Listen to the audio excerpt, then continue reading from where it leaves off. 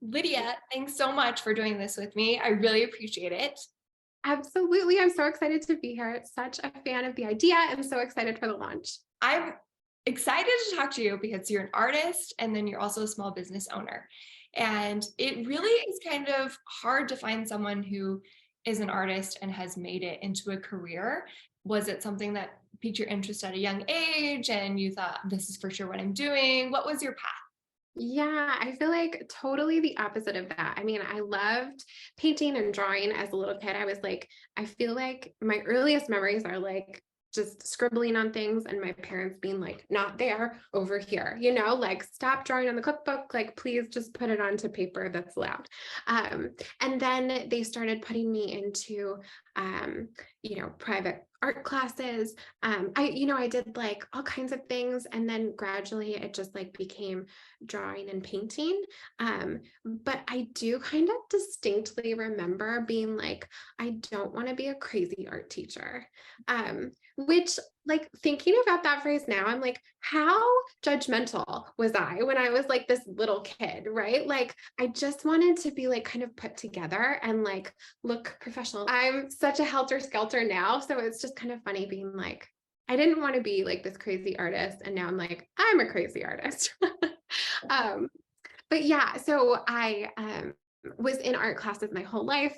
And then got to high school, and all my art teachers were like, okay, like show your portfolio and, check into art classes. And I was like, I don't think this is what I want. I want something more concrete. I want like a real job at Yep. the other end. And so yeah, I decided I wanted to go to school for interior design. Okay. So I actually started at a college in Virginia, and then I was like, I want to go to the middle of a city. So I transferred and studied interiors, and then worked in the industry for a little while, and then I just felt this pull back to like I want to be drawing, I want to be painting, and it's kind of how I communicate. Um, like probably my more intellectual thoughts, like I think I'm quite ditzy from like a day-to-day like interaction, but I think I do think more deeply about a lot of like uh philosophical things. And so I think my art is where that comes out. So were you in high school when you were taking different classes and then did you gravitate towards a specific type of art? Like it seems like there's a lot of landscape and watercolor. I think one of the first like classes I took was like a pottery class. And I remember, in church, like as a little kid, they'd be like, okay, we're going to make your mom a craft for Mother's Day. And you like made a little thing. I remember all of that like really distinctly. And then I remember doing this like pottery class and being like, that's really cool. But I loved the painting of it. And I think just like the drawing was just where I gravitated towards. And then gradually I was in like, my parents were just like, take an art class. And it would be like the basics and fundamentals of art and drawing. And then eventually Cool, painting. right? Yeah, yeah, yeah, yeah. Okay. And then how did you get into starting your company? Yeah. So again, something I did not want to do. In college, I was like 18 and I worked for this corporate company, and I was like, this is it. I love wearing heels. I love like going into the office every day. I wasn't very good at it, but I loved it. And I was excited about like doing something in corporate America, being an interior designer. And then as I went through my studies, I realized that corporate America just wasn't me. I was not that. I didn't fit in well to the cookie cutter sort of thing. So I wound up working for some small businesses after I graduated because I wanted to work in residential interiors. And I think that is the kind of like the birth of me being like, okay, maybe I could do this on my own. Um, And I have so much respect for everyone I worked for. But I think like what made me realize like maybe I could do it too was that I was like, everyone's just figuring it out and like everybody's kind of just a hot mess and like making it up as they go. I could definitely be my own hot mess and make it up as I go. I was working after college in Greenwich, Connecticut, actually for an architect. And I was working on restaurants in hospitality design and home design. And it was fascinating and I loved it. And I loved everyone I worked with. Um, and my boss was like so great. He let me, we usually did like digital renderings for like clients. And this one time I was like, can I just do it by hand? And he was like, maybe, okay, a little bit. Okay, maybe a little. And so he like let me kind of do it. And I was like, oh, gosh, I really want to do this. So anyway, and then this was like the birth of Instagram too. And I like popped onto Instagram and I saw like artists on Instagram being their own, illustrators and doing things and like working with brands. And I was like, what? This is amazing. Like, I want to do that. Mhm. Um, and so again, the longest story. I uh, was getting married and my husband's job in Philadelphia was like the better job. And so I left my job in Connecticut and went there. And I was like, I feel like, this could be the moment that I start. And so my husband was like, okay, cool. Sure. What's it going to look like? And I was like, I don't know. So I like sat down at my kitchen table and I was like, I'm an artist. And I just kind of figured it out from there. Some of the best ideas and products and just start from just starting, just doing it, just putting it down on paper, just moving forward. Do you still create all the art and then you have an assistant just kind of do office work? Are you just the one painting and creating so that you can just really focus on that? I would love if I just came into the studio and like painted and like could just do that all day. But a reality is that my day is mostly like emails and communication. And like, I think surely you've seen something where it's like 80% of your time is just like on admin. And then like 20% of your time is like doing what you love. um, I think that's kind of true for me. And thankfully, I have the assistants that I do. They're so wonderful and they're really quick to pick up on things and they do jobs that I can like delegate. But there is a lot of like, if somebody's commissioning an art piece, they want that personalized attention and they want to, get emails from you, like banter back and forth. And you said you like love meeting people. I'm kind of the same way. I like love connecting with people. And so I do spend a lot of time doing that.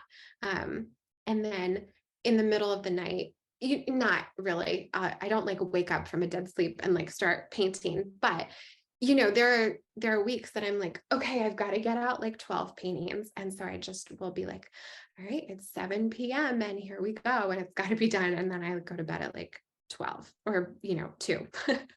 um, It's good so that I think it's great that you mentioned the reality of it. I think in a lot of careers, we don't really get into like the real meat and potatoes, but there are pros and cons to all careers. Kind of seems like you're doing a little bit less of what you were gunning for, but at the same time, you've built something that you have a strong interest in, which is really cool.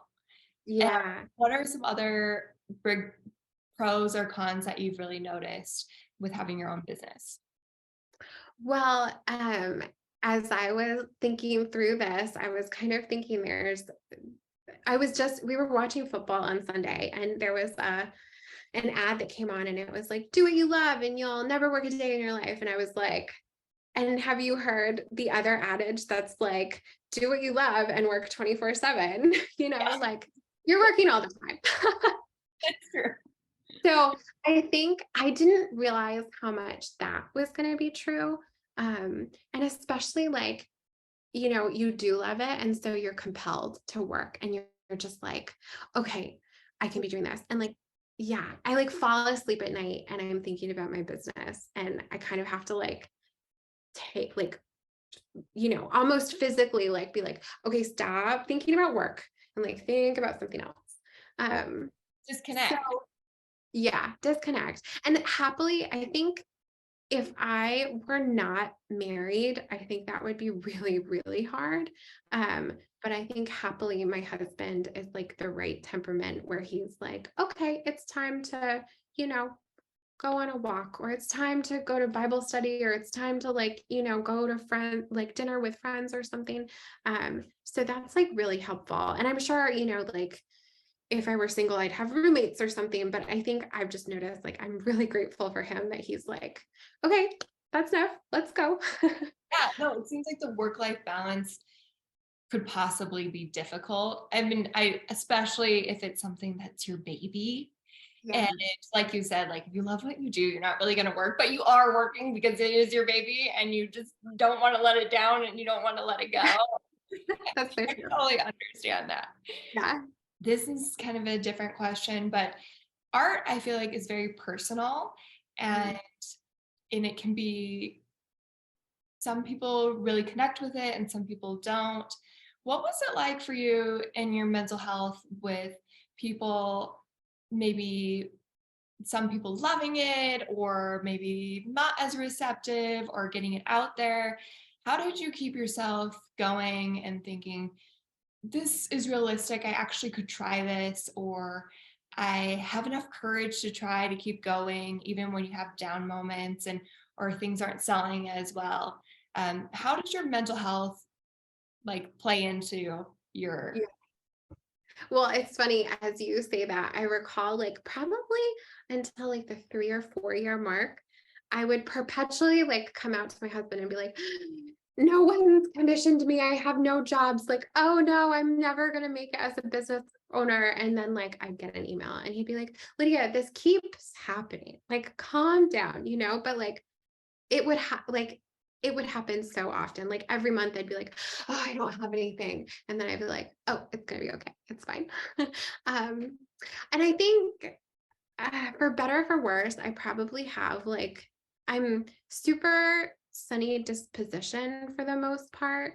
Um, and I probably have like a pretty healthy, like, nah, it's fine. Like I'll just do it. So I know people say like, oh, it must have taken like courage or like you're brave to do something, but like I've never really thought that. I think I'm more the person who's just like, okay, I'm just gonna do it. And then you like fly off a cliff and you're like, shoot, I didn't even know there was a cliff there. It's gonna be fine though. So I think my perspective is like a little different there. I do remember though, my first like art show, I had my like tent set up, and for the most part, people are like super receptive and super positive and like really kind and just very encouraging. And I think it's kind of made me be like, ah, people are so great. um, which is really nice. But there was like and this was like, it's like so soft. There was like a sister duo that came in, and one was like, oh my gosh, I like really love this, and one was like, I don't really like it. And I was like, I don't know if I'd have the guts to say that in front of somebody, like that I feel like takes a lot of guts. um but I guess it didn't really like mar my perspective of myself, um because I know, maybe like to your point, that it is subjective and like what you like, and some people like it and some people don't, and you're there for the people who are like liking what you put out into the world. And I I think, No, go ahead. well, I guess, I mean, I think the temptation, especially with like Instagram, is to kind of like build the bubble around like, oh my gosh, like everyone online like loves what I'm doing. So I guess like the temptation is like to become just like super self-absorbed, um, which I think is a real dangerous thing. And I think I catch myself being like far too self-absorbed for my own liking. So that's something I've been like, okay, I have to be careful of that. It's That's like, did I even answer it? Yeah, and one, I mean,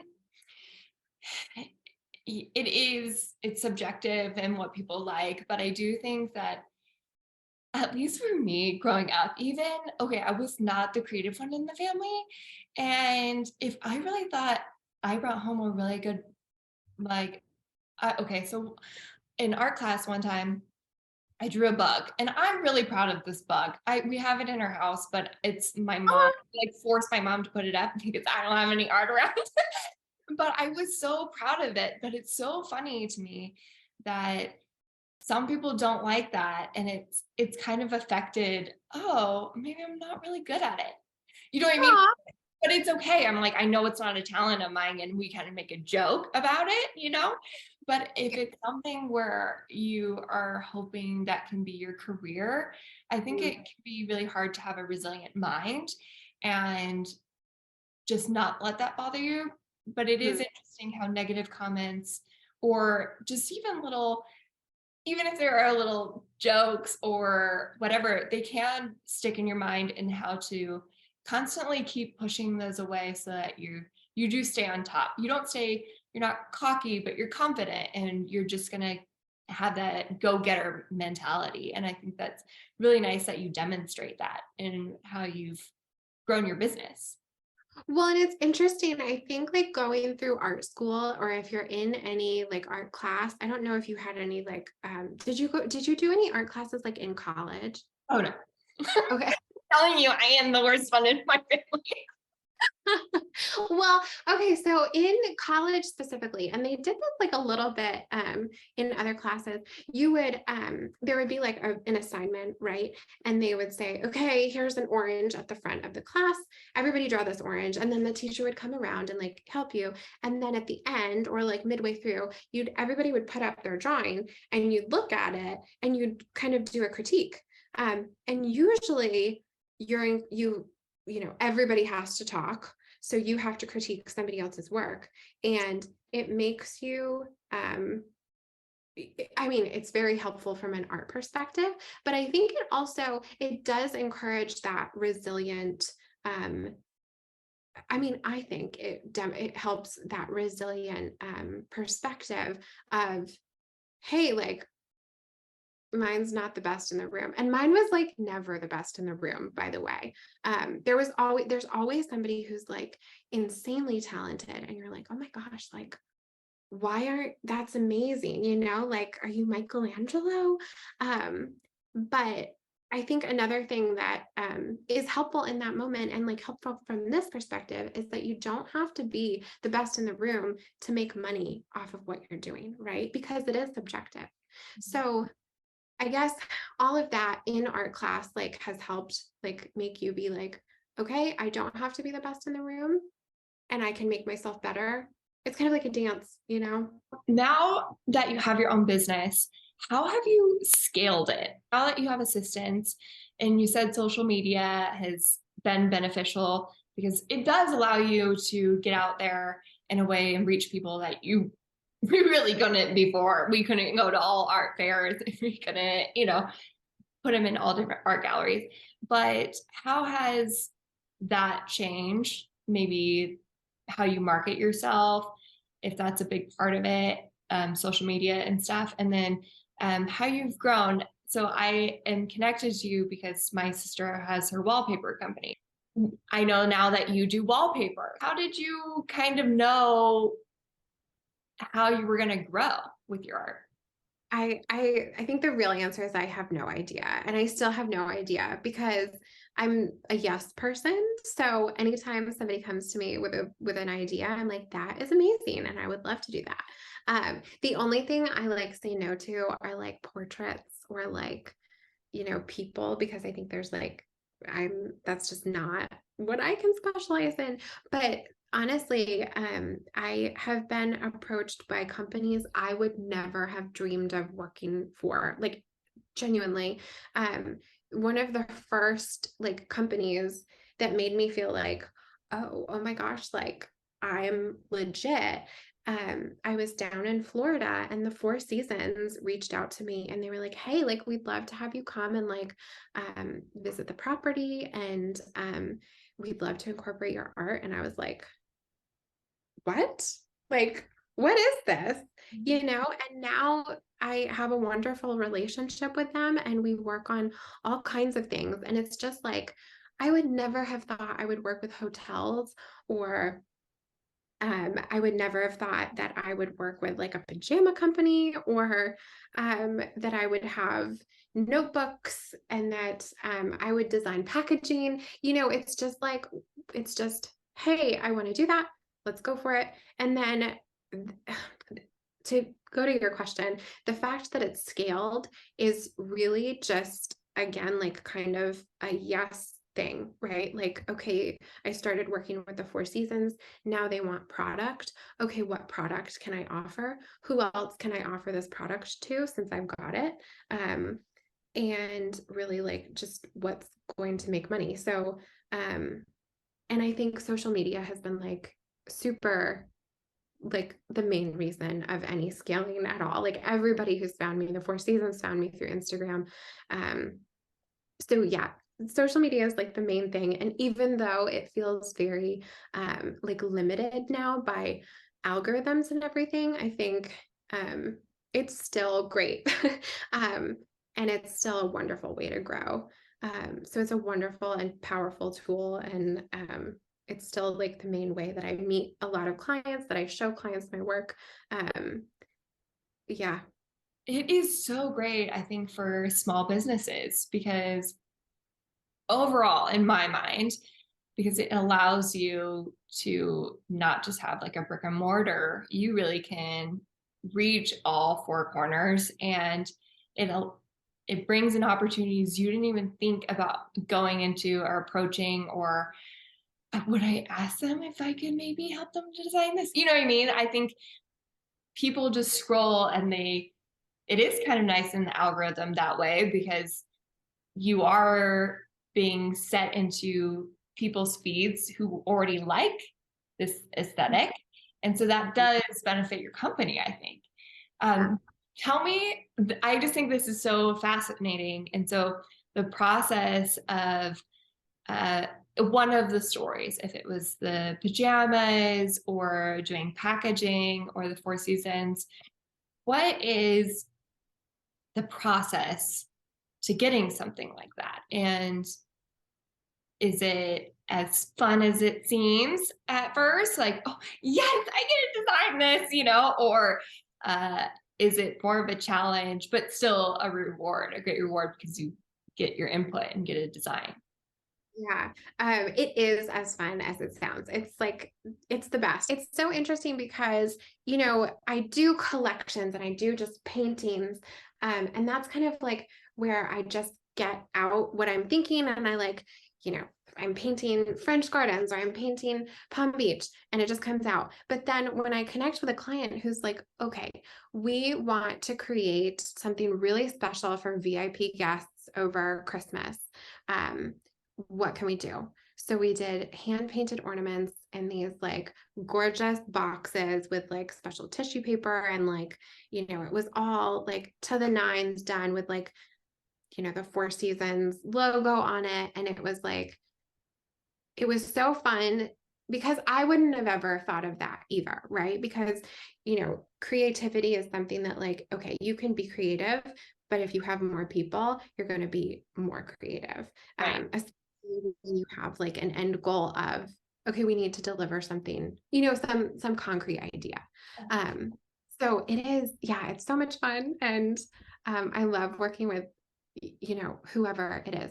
The process, is typically they come to me with an idea, they need to do something, and then we say, okay, what are the things we can do? We might have a jump off call to say, this is what we were thinking. Here are maybe 3 ideas. What do you think? And I say, okay, well, we can't do printed Christmas ornaments because I don't have a printer for that, but I can hand paint them. And they're like, okay, well, how much would that cost? And then I'm like, okay, well, let me think about what that would cost. And then I let them know and they're like, okay, great, we'll take loads of them. Or they're like, that's a little too much. We like can't do that. So there's like kind of this dance of like, okay, what is possible?